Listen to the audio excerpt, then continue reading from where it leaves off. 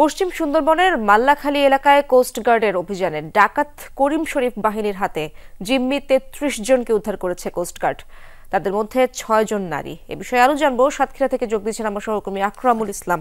আকরাম, আপনি তো সেখানকার খবরাখবর আমাদেরকে জানাবেন। অপহৃতদের উদ্ধারের বিষয়ে কোস্টগার্ডের আনুষ্ঠানিক ব্রিফিং এর কথা রয়েছে, কিছু জানিয়েছে কিনা তারা, সে ব্যাপারে জানাবেন। কোস্টগার্ড কিন্তু আনুষ্ঠানিক যে প্রেস ব্রিফিং করার কথা রয়েছে সেটি কিন্তু এখন অনুষ্ঠিত হয়নি। অনুষ্ঠিত হওয়ার পরেই কিন্তু আমরা আরো বিস্তারিত জানাতে পারবো। তো এর মধ্যে আমরা যেটি কোস্টগার্ডের মাধ্যমে জানতে পেরেছি, পশ্চিম সুন্দরবনের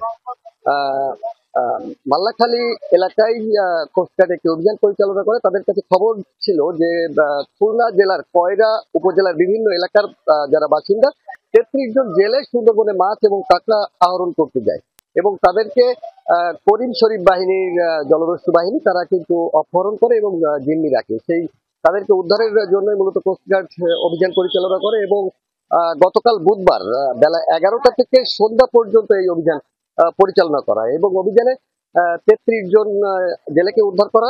এদের মধ্যে ৬ জন নারী রয়েছে। আমরা যেটি জানতে পেরেছি, কোস্টগার্ডের যে কয়রা স্টেশন রয়েছে সেখানে আনুষ্ঠানিকভাবে একটি ব্রিফিং করবেন কোস্টগার্ডের যারা কর্মকর্তারা রয়েছেন তারা। তো সেই ব্রিফিং এর পরে আরো হয়তো আমরা বিস্তারিত তথ্য জানাতে পারবো। ধন্যবাদ আপনাকে আকরাম।